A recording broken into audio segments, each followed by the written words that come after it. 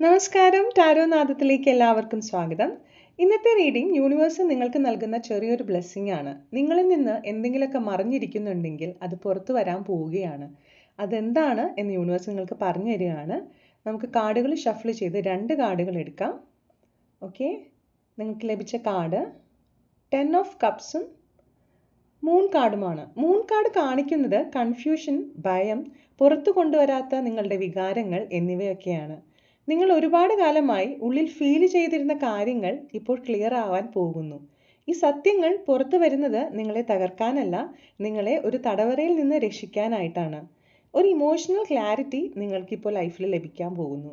ചില ആളുകളുടെ നിങ്ങളോടുള്ള വികാരങ്ങൾ എന്തായിരുന്നുവെന്നും നിങ്ങളുടെ കുടുംബത്തിലുള്ള തെറ്റിദ്ധാരണകളൊക്കെ മറനീക്കി പുറത്തു വരുന്നതും നിങ്ങൾക്ക് മനസ്സിലാവാൻ തുടങ്ങുകയാണ്. നിങ്ങൾക്ക് സംശയമുണ്ടായിരുന്ന കാര്യം സത്യമായിരുന്നുവെന്നും നിങ്ങളുടെ അവബോധം ശരിയായിരുന്നുവെന്നും മനസ്സിലാവും.